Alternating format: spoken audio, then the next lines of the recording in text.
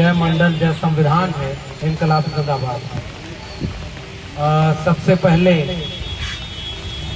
इस धरने पर बैठी हुई हमारी वैचारिक साथी, हमारे मिशन आंदोलन की साथी और साथ में विश्वविद्यालय की भी साथी रही, डॉक्टर रितु सिंह के इस हिम्मत हौसले को मैं सलाम करता हूं। और यहाँ आना इसलिए महत्वपूर्ण नहीं है कि हम डॉक्टर रितु का साथ देने के लिए यहाँ आए। असल में हमें ये महसूस होता है, हम जैसे बहुत सारे लोगों के हिस्से की लड़ाई लड़ते हुए डॉक्टर रितु ने ये हिम्मत की है और यहाँ बैठी हैं, इसलिए यहाँ आकर के हमें हिम्मत मिली है कि लड़ाई इस तरह से बिना डरे अपने उसूलों और अपने अधिकार के लिए लड़ी जानी चाहिए। ये लड़ाई जो लड़ी जा रही है ये इसलिए भी हमारे लिए महत्वपूर्ण है क्योंकि मैं खुद इसी विश्वविद्यालय का हिस्सा हूँ। डॉक्टर रितु की नौकरी जब छीनी गई, इन्हें नौकरी से निकाला गया, उसके पहले हम लोग लगातार नौकरी में होते हुए कभी शिक्षा बचाने की लड़ाई हो, कभी 13 पॉइंट रोस्टर की लड़ाई हो, कभी अलग अलग तरह के मुद्दे हैं, हम लोग साथ में लड़ाई लड़ते रहे। बहुत सारे लोग विश्वविद्यालय में हैं लेकिन उसमें से लड़ने वाले बहुत कम, और जो भी विश्वविद्यालय से जुड़ा है वो ये बात जानता है, सब लोग हिम्मत नहीं कर पाते। और उसी बीच में ये दिन आया कि इन्हें नौकरी से निकाल दिया गया। वही पद, वही ओहदा जो डॉक्टर रितु का था वही मेरा। ये भी एडहॉक प्रोफेसर थी, असिस्टेंट प्रोफेसर एडहॉक, वही हम भी थे।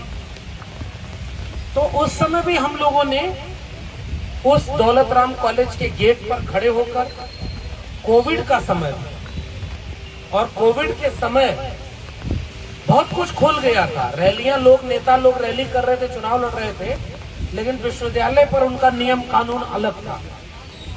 लेकिन जब नौकरी से निकाल दिया गया तो वहां लोगों ने आंदोलन किया और उस आंदोलन में हम लोग भी शामिल हुए। उसका भी एक मुकदमा हुआ। उस मुकदमे में चूंकि हम लोग की तरफ से दिल्ली विश्वविद्यालय शिक्षक संघ एक तरफ से खड़ा था इस आंदोलन में, तो उसके साथ वो पूरा मुकदमा चलता रहा। हम कोर्ट गए, वहां पर सुनवाई होती रही। तो जब कभी हमारी तरफ से कोई बोलता था तो यही बात बोली जाती थी कि आप एक बार देखें कि जिस पर आपने FIR किया वो मामला क्या है। वो मामला ये है कि एक शिक्षिका जो अपने डिग्री कॉलेज में पढ़ाने के लिए नियुक्त हुई, उसके पास डिग्री है, उसके पास एलिजिबिलिटी है, वो अपने हुनर से वहां पहुंचे और उसको ये कह के निकाला जाए कि आपके विद्यार्थी आपसे सहमत नहीं है, उनकी शिकायत है। और जब इस मामले में मैंने डॉक्टर रितु का इंटरव्यू सुना, वो तो मामला चल ही रहा, ये जब धरने पर बैठ गई, हम लोग जब भी मिलते थे तो पूछते थे तो ये हो रहा था कि भाई सब तरफ तो वही लोग हैं, प्रिंसिपल को बचाएगा कौन? जो सिस्टम में है, जो कुलपति है, जो ताकतवर लोग हैं, और लड़ना किसे है जिसकी नौकरी भी छीन ली गई।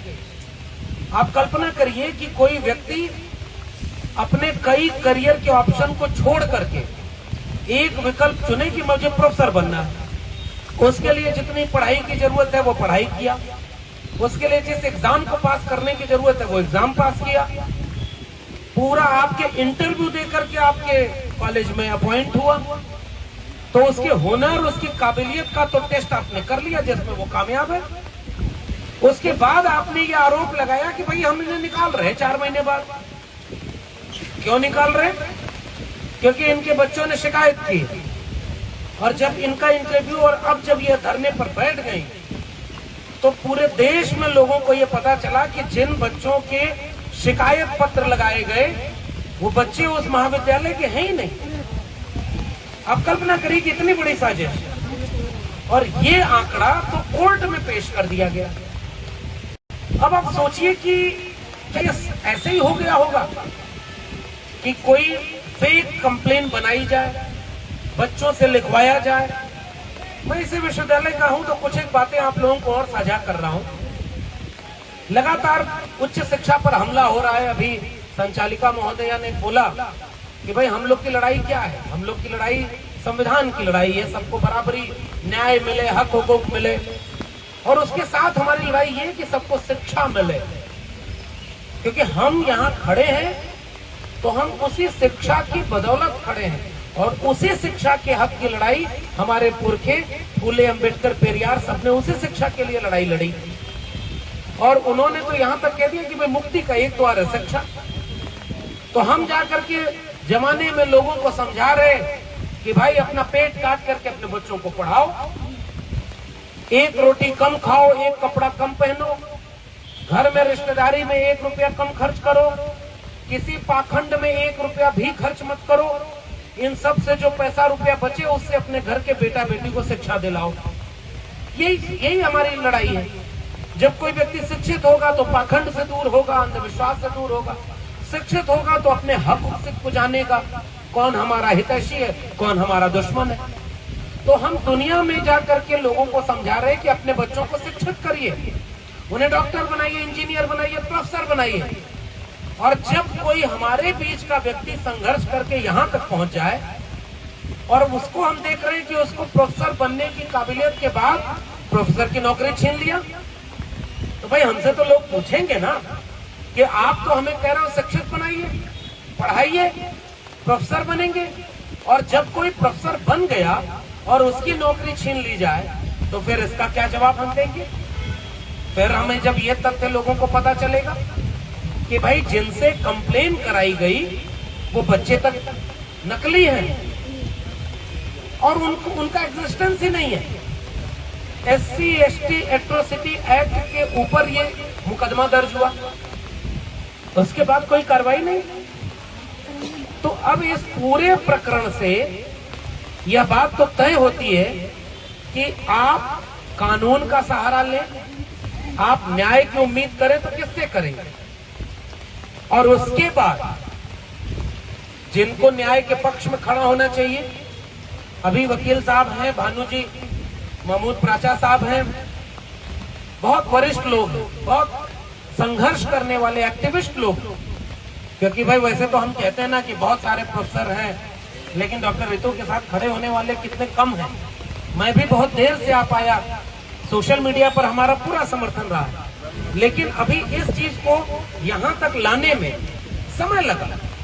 तो जो हिम्मत इन्होंने की है, जो हिम्मत की कि भाई अगर हम नहीं लड़ेंगे अपने न्याय के लिए, और अगर कल्पना करिए हम अपने हक के लिए नहीं बचा पाए, अपनी नौकरी नहीं लड़ पाए, तो लोग हमसे ये बात पूछेंगे ना कि भाई आप अपने को तो बचा नहीं पा रहे, समाज को कैसे बचाएंगे? मुझे ये लगा कि डॉक्टर रितु ने ये आंदोलन यहाँ खड़ा करके एक पैगाम पूरे समाज को दे दिया है कि अगर हमारे ऊपर भी जुल्म जाती होगी तो हम बिना डरे, बिना चुप रहे उसका प्रतिकार करने के लिए, लड़ाई लड़ने के लिए सड़क पर आए। तो मैं डॉक्टर रितु की इस हिम्मत को सलाम करने आया हूँ कि भाई अगर गलत कुछ होगा तो उसकी हक की लड़ाई लड़ी जाए, और इस बात को समझा जाना चाहिए। कुछ लड़ाइयाँ, आप बैनर देखिए, ये जो पीछे बैनर पर लिखा हुआ है, मैंने सोशल मीडिया पर ये देखा और मुझे बहुत खूबसूरत बात लगी, और इस बात को हमें याद रखना चाहिए कि आज अगर ये हमारे वकील लोग न होते, डॉक्टर रितु ने जब पहले दिन यहाँ हुआ तो उन्होंने अपने बयान में बोला कि भाई रोहित वेमुला अगर हम हो जाएं तो कैंडल लेकर के हमारा पूरा समाज तो सड़क पर आ जाता है, लेकिन अगर कोई अपने हक के लिए लड़ रहा है तो उसका साथ कब देंगे आप? और इन्होंने कहा कि भाई हम तो बहुत अवसाद में थे, लेकिन हमारे साथ हमारे महमूद प्राचा साहब हैं, भानु प्रताप सिंह जी हैं, ये लोग खड़े हुए, हिम्मत मिली, न्यायपालिका तक गए। तो मैं तो सलाम करता हूँ इस पूरी टीम का। और तब उन्होंने उस हिम्मत से ये बात लिखी कि हमें नौकरी नहीं चाहिए अब, वो तो हमने ऑलरेडी अपने हुनर पर ले ली थी, हमने मांग के नौकरी नहीं ली थी। इन्होंने इंटरव्यू देकर, मेरिट जुटाकर, लेख लिखकर, PhD में एनरोलमेंट कराकर अपनी काबिलियत से नौकरी तो ले ली थी, और नौकरी आपने छीन ली। और अब ये आंकड़े आ रहे हैं जो कोर्ट में पेश हो चुके हैं कि नौकरी आपने बहुत साजिश करके छीनी है। तो भाई अब हमें नौकरी नहीं चाहिए, न्याय चाहिए, और ये बहुत हिम्मत का काम है, ये बहुत बड़ी हिम्मत का काम है।